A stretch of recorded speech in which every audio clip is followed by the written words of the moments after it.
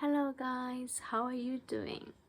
This is Mia and we are going to do the ASMR reading. Today we are looking at a Japanese ehon which has been translated in English, and the book is called What Happens Next. I'm going to show you the cover. We'll be looking at, afterlife, the big adventure, and we'll be looking at hell and heaven, what they look like. I think we shall start now. What happens next? Grandpa died the other day. When we were clearing out Grandpa's room, we found a notebook under the bed. On the cover, he had written, "What happens next?" The notebook was full of Grandpa's thoughts and sketches and answers to questions such as, when I die, who will I become and what do I want to happen?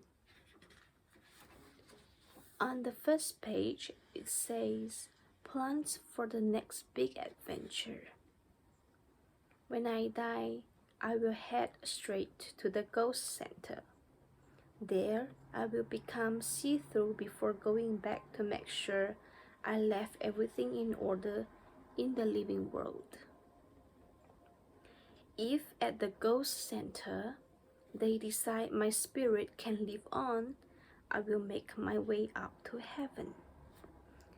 In heaven, I will be able to eat whatever I like and do anything I want. If I get bored with heaven, I would just go to the rebirth center. I could come back to life as something else.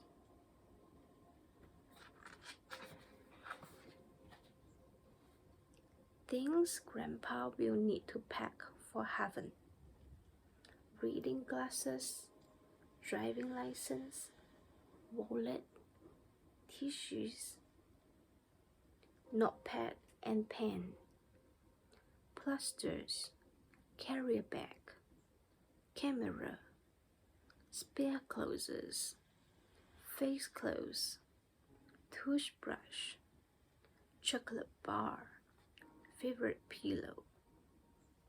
Grandpa will also bring gifts for the gods: a nice bottle of wine, roasted chestnuts, a reasonably difficult puzzle.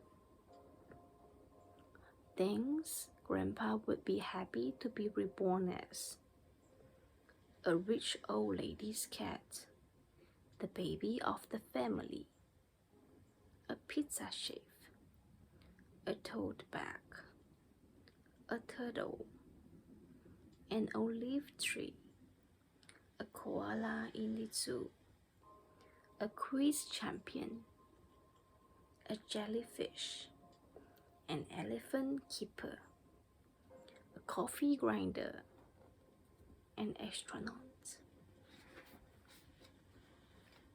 Things to talk about when I meet the gods.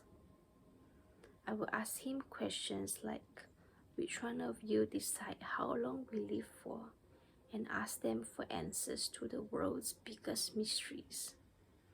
I will entertain them with my funniest memories. I would tell them secrets I have never told anyone else. I would like to meet the god whose job it was to watch over me. God would teach me how to fly. He would be a soulful singer. I will consult him about various important things. We would understand each other without having to talk. We would share the same hobbies. Heaven probably looks like this. They are old friends like Grandma. The food is delicious in general. There are comfy beds and bubble baths everywhere. I will meet lots of famous people.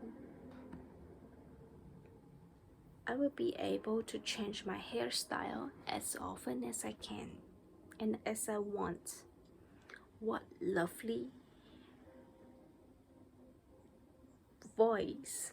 People will pay me compliments wherever I go. And it won't hurt if I fall over because the ground is soft. Getting around will be easier because I'll be flying. There are great views even from the toilets. Hell probably looks like this. There are painful workouts every day. They read sad stories right before bed. Bath time isn't at all relaxing. Everyone smells terrible. On your birthday, your only present is an injection. The demons are angry no matter what you say. The hell uniform, it's prickly. When you get wet, it freezes. The shoes are just a bit too small. And there is always a pebble in them.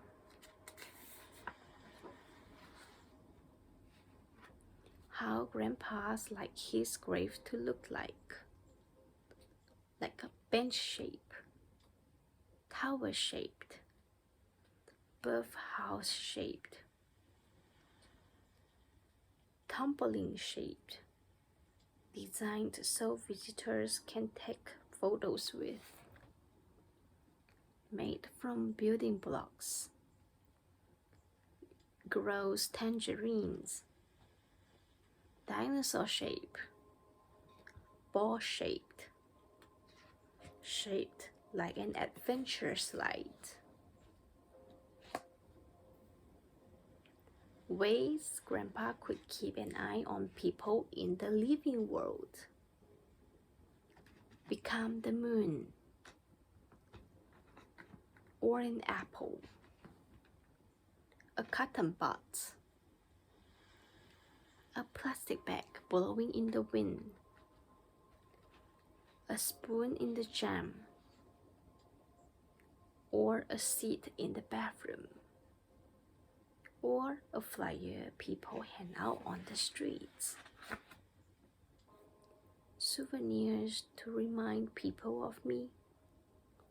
Grandpa keyring, Grandpa collector's coin, Grandpa t-shirt, Grandpa instant noodles, Grandpa cards, Grandpa collective stamp, Grandpa's humming greatest hits, Grandpa the movie, Grandpa theme park.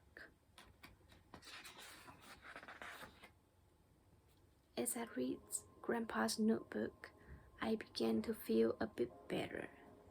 The idea of dying didn't seem so bad. Maybe Grandpa was even excited about going to heaven. But wait a minute, I thought he also might have felt the opposite.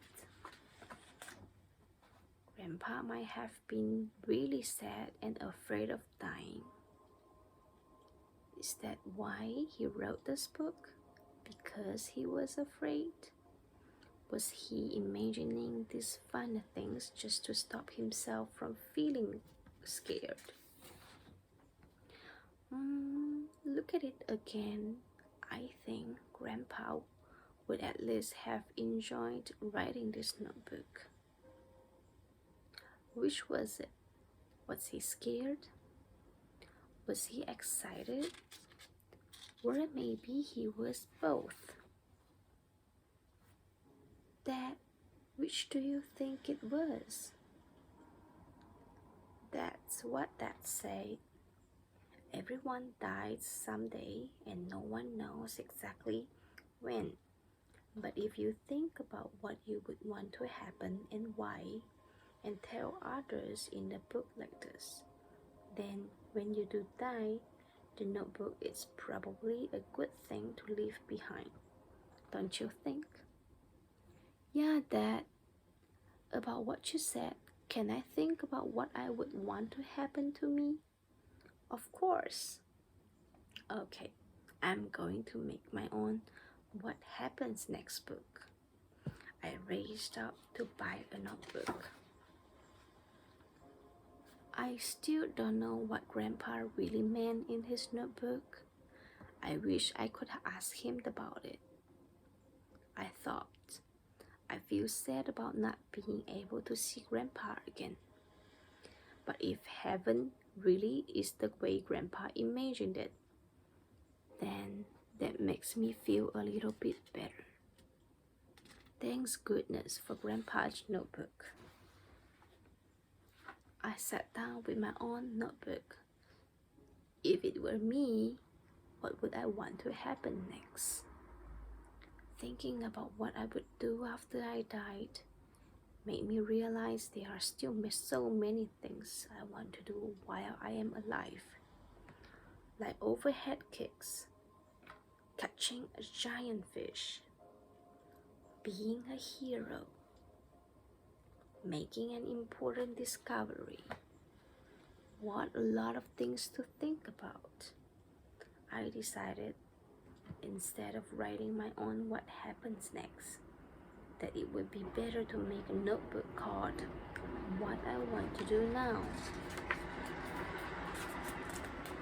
But before I do that, I'm going to practice my flying for when I go to heaven.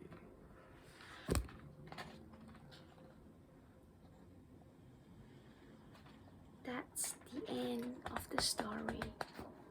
I hope you enjoy my reading tonight. I hope to see you soon again. Good night.